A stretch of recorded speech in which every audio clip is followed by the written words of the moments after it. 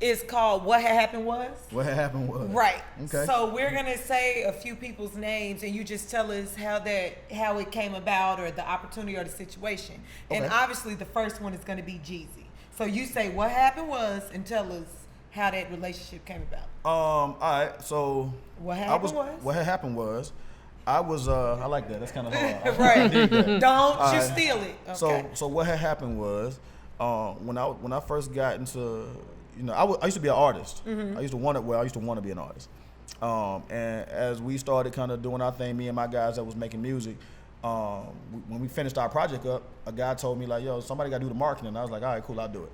So I ended up doing the marketing. From there, from marketing my own stuff, I started promoting with DJ Toomp and Dallas Austin and Ludacris and DTP and all those guys. So mind you, at the same time I'm doing that, I had a job at the tag office that my mom had got me. One fateful day, I'm at the tag office in my little shirt and tie, my little name badge. Kinky B walks in to get a tag for Young Guns Entertainment for the cars. One of the ladies who worked there was like, "Hey, Nick, you want to be in the music business? That guy right there works for some entertainment company. You should go talk to him." I walked over to him, and I actually knew Kink from me moving around in Macon, promoting stuff for DTP. And he was like, "Yeah, man, we finna move up to Atlanta, you know what I'm saying, working with Jeezy," who I already knew from going back and forth down to Macon. He's like, "We got a house up in Alpharetta. We're gonna have the office in the house. Man, you can come work for us." I'm like, "Bet, I'm out of here." 2-week notice. I went to go work for some rapper at his house. You know what I'm saying? I didn't know what it was gonna become. I just knew I didn't want to be at the tag office. So what had happened was, I got a job on a complete fluke, being where I was supposed to be at work, and it turned into what it turned into, man. So yeah. What had happened was Coalition DJs. what had happened was, all the guys that I broke Jeezy's music through, they didn't have a crew, and I had to go to these guys individually one by one, and I was like, man, this is tedious. Everybody else at the time had a crew. Affiliates, well, they weren't affiliates. They were affiliates then, before they was Academy. It was affiliates, Legion of Doom, Super Friends. All these guys had crews. The strip club DJs didn't have one, and I was like, you know what, y'all should have a crew. And they was like, well, why don't you run it, until we find somebody? I was like, yeah, I'll do it temporarily, and that became an 8-year gig, temporarily. So. What had happened was, I was just in the right place at the right time doing the right thing. K-Camp. Oh, man. What had happened was, me and K-Camp met kind of on a fluke, man. Me cracking jokes about Cobb County cats and just being like, man, them people up 75, y'all country. You know what I'm saying? Like, really just being funny, because I have this thing where I believe that the people from different sides of Atlanta are so drastically different. Like, East Side cats, which I'm one of, are so different from West Side cats. Like, West Side cats to me are like the Brooklyn of Atlanta. So when people like when people, well, not even, wow. See, again, the opinions expressed by are not. I'm just tell me what you're talking But no, like, when people do like a impression of a New York cat, and they're like, "Yo, son, yo, B," that's a Brooklyn cat actually that you're imitating. When people do the Atlanta thing, shouting them like that, that's a West Side cat that y'all are imitating. That's really super West Side and how they talk and how they pop. East Side gonna be the proper English. Right, East Side's gonna be way more. It's gonna be way more laid back, way Polished. more polished. It's just different. So I was cracking jokes about the North Side. One of K Camp's people, his DJ Genius, kind of heard me talking about it. He's like, "Well, I'm talking about boy K Camp." I said, "Oh, you okay? I know K Camp. I like him." You know what I'm saying? So we just kind of built a relationship from there, from really cracking jokes. Right. Hey, so I definitely got to ask you about breakfast at dinner ATL. Yeah, breakfast for dinner. So, all right, is that what had happened? Was It definitely is. So what had happened was, my man Chef Sammy, who owns Milk and Honey, the real Milk and Honey, he came to me and was like, "Yo, man, I want you to do Saturday brunch at my new restaurant." I'm like, "Bet." In my mind, I'm thinking, this is an easy win. I'm finna cake up. Brunch on a Saturday, this is easy. And I know the food was good. His wife, came to me and was like, "Hey, Nick, look, can't give you Saturday. That's an easy win. That's like, it's too easy. That's too easy. Come do Sunday." Bet. In my mind, I'm like, that's even better. They came to me a couple days later, was like, "Look, we thought about it. Sunday's an easy win too. Like, we need you to do something else." So at first I didn't do anything. And then they said, "Well, look, if you come up with a different night, if you're willing to do like something during the week," which I was like, "No, I don't want to do nothing." They're like, "We'll give you a sweet deal if you come up with something." And I was just sitting around and I was like, I got it. Breakfast for dinner. I was at the house. I had made myself like a bacon, egg and cheese sandwich. And it was like 8 o'clock at night. And I was like, this is it. Breakfast for dinner. And I thought it sounded good. I looked around and I seen it as a hashtag on Instagram. And I was like, oh, people really do this. It's not just me. And once I put it out there, people was like, man, yeah, I eat breakfast for dinner all the time. I was like, we got it. And so I picked Wednesdays to do it, man, hump day. Hump day. And we've been running, man. It's been going extremely well, man. I can't complain. I love it. That's probably my favorite event. What had happened was greatest weekly club nights in the history of ATL party life. Gotcha. Yes. All right, so what had happened was same thing with the top 50 list. It was me sitting around just kind of brainstorming, and it started from a conversation I had at Escobar. So everybody here from Atlanta? Or No. Where you from? California. From Cali? Alabama. Everybody else? From the Lou. You from the Lou. All right, cool.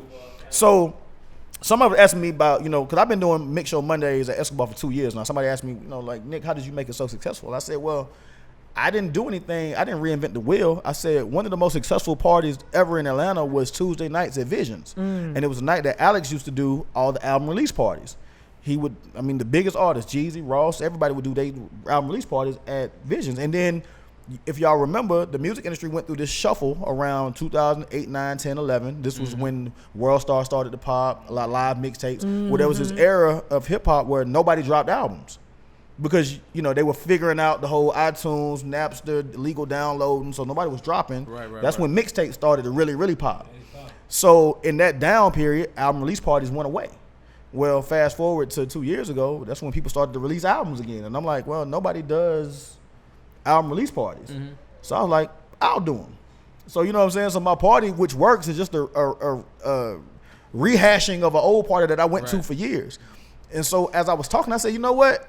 If you're a promoter in this town, let's just start thinking about what worked in the city for years. You know what I'm saying? I'm like, if you look at some of those parties, you probably could take that same element, switch the name up, and run it back, and you'd have the same success that I'm having. So I started thinking, like, what was the big parties here in the city?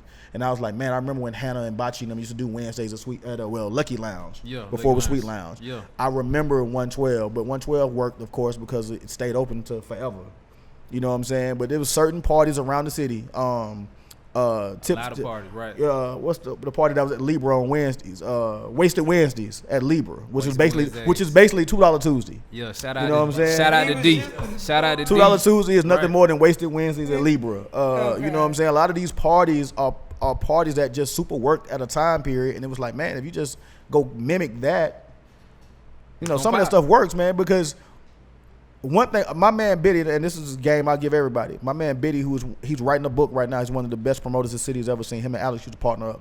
But Biddy used to tell me, like, yo, man, there's 4 elements to a party. He was like, man, you need 4. He would say either one person got to do it or you got to have 4 partners to pull off a good party. He said you got to have one person get the girls. Every good party has a lot of women in the party. The other thing you need is money. Somebody got to go get the ballers that's going to pop the bottles, throw the money if it's a strip club, whatever. But you need money in the building. You need girls in the building. Now you need the filler. You need to fill it up with the regular 9 to 5 people who are willing to stand in line and do the thing. You know what I'm saying? And then you need somebody who can bring in a celeb, a name to make it work. If you got those 4 elements, if you got the money in the building, the girls in the building, the celebrities in the building, and you got the 9 to 5 fillers, you got a popping party. It's what you find a lot of times is, and even in my case, everybody's good at getting 1 or 2 of those. I'm great at getting the industry out. Right. I wouldn't consider myself the guy who pulls the big money out. I know celebrities, but I don't really party with celebrities. I party with DJs and I party with my personal partners. You know what I'm saying? But it's a couple of guys like my man Bravo who does a lot of dope parties around the city. Bravo's great with the women. Bravo keep 30 girls at a party. Like, he just walk in and he be like, oh yeah, all these, they with me, they coming in. And I'm like, damn, my nigga, like, yo, what's happening? $4 a piece. But I know somebody like, well, Chubby Baby, who's now an A&R over at Hitco, but Chubby was great for getting the money out. Chubby knew the cats in the city that was gonna come out there and pop the bottles, like, right, you know what I'm saying? So I was just looking around and I was like, man, you right. Like, if you just put these little elements in, you got something. And I'm like, if I could only get these people to work together.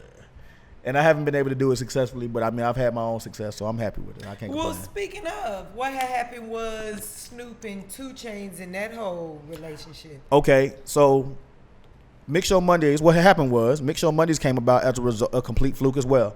So I had this app, which I'm blanking out on their name, and I hate that because the dude is a good guy. His dude named Chris, but I can't remember the name of the app.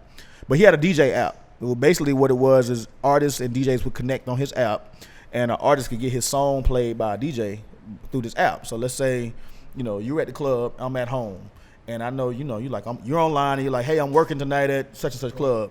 I can hit you on the app, send you my song, you can listen to it and play it. The way the app, the genius of the app was that, the biggest problem that artists have with DJs, they feel like they pay a DJ to play a record and the DJ don't play it.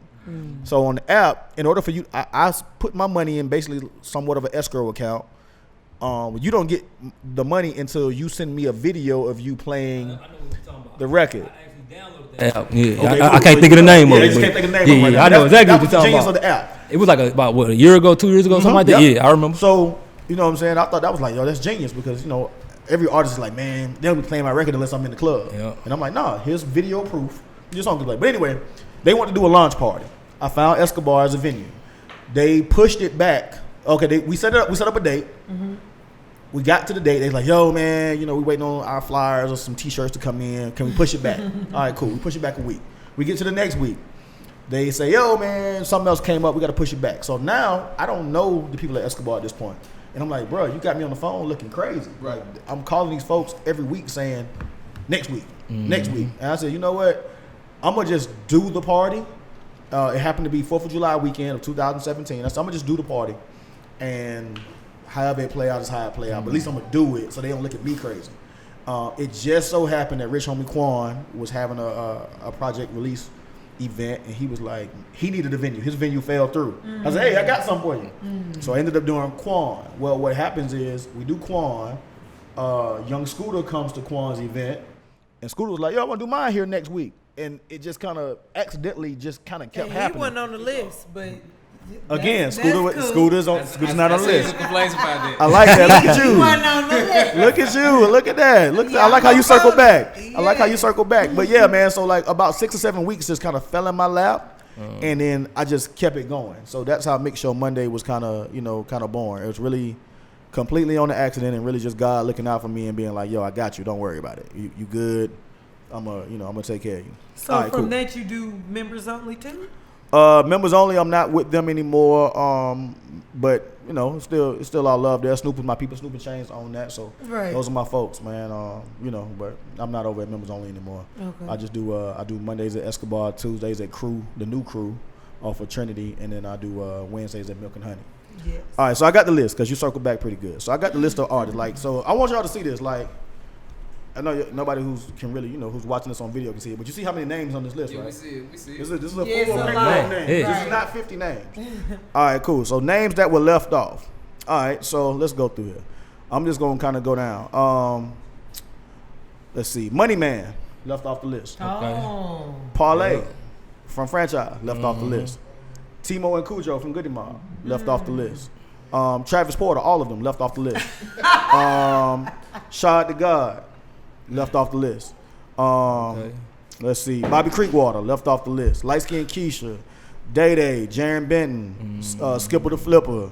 Lil Zane said, "Who the fuck made this lame ass list?" Right, and then somebody told Lil Zane to sit this one out, which I thought was hilarious. Right. And I was like, yo, that's too funny to me. Bro, he got an Instagram account. Man, see, look again, see, y'all, young Ralph didn't make the list. Yeah, that's the homie. Young Ralph, Benny Game Marco didn't make the list. Lil Donald didn't make the list. Key, who everybody loves from 2-9, Key didn't make the list. And I got a lot of people who hit me was like, Key is the inventor of everything that these kids is doing. Stop, boy. I'm not, now me personally, I know who Key is because I know about 2-9 and Curtis and Jason and all those guys, but I wasn't up on Key. But if you ask somebody 25 and under, they'll tell you that Key is like the god. Like, you know what I'm saying? So Key wasn't on the list. Roscoe Dash wasn't on the list. Jermaine Dupri wasn't on the list. Scooter wasn't on the list. He better not be on the list. You know what I'm saying? Let's see. Stat Quo. Okay. Quantity Crash. Hood Rich Pablo Wall. Yeah, he hard. It was a lot of names that did not make the list only because, again, the list was made in 10 minutes. In 10, 20 minutes. You know what I'm saying? But when I had time to think, I'm like, okay. Like, I saw a lot of people say Key. I saw a lot of people say that Schoolie should have been higher. A lot of people love Schoolie. I saw a lot of people say, well, if you put Young LA on the list, you got to put J Money on the list. True. You know what I'm saying? So, yeah, true. I saw that and I was like, okay, I respect that because in my opinion, I think Young LA is the father of a lot of the You the right. swag that's Me and going him was on, talking man. You about know, that in like the The harmonies. yeah, like Leland was the first one that went out here really kicking it with that swag, but J Money was out here with him as well. So you know, you gotta respect J Money. So my thing, at the end of the day, I'm like this, man. I'm a huge proponent of my city. I love Atlanta to the core, and you know, I just want to vouch for. Hey, we got some spitters here. You know what I'm saying? Like, and I'm also a big fan of like the Joe Budden podcast. I listen to like different radio shows, Ebro, Breakfast Club in the morning, all that stuff. And it's like when they talk about other cities, whether it's LA, whether it's Philly, whether it's New York, whatever, they mention them in such high regard when it comes to like lyricists. And when it comes to Atlanta, they're like, oh yeah, they just make hits. I'm like, yeah, we do, but we can rap too. I would take our starting 5'10" and put them up against pretty much anybody else's. Yeah, because that's all you can 5'10". take. I take this starting. If you told me, if you gave me, if you tell me I can take Andre, Saha, Tip, and give me Tip, my two favorite more y'all artist. wanna do That's my favorite up artist. against y'all, if y'all just give me them three, give me Saha, Tip, and Andre. Let me put them up against y'all top three, and we can have it out. But I'm a with bonus it. round, B.O.B. just, you know. in case I think something Bob, happens. like a lot of people tried to play Bob. I'm like, oh, y'all act like Bob can't rap.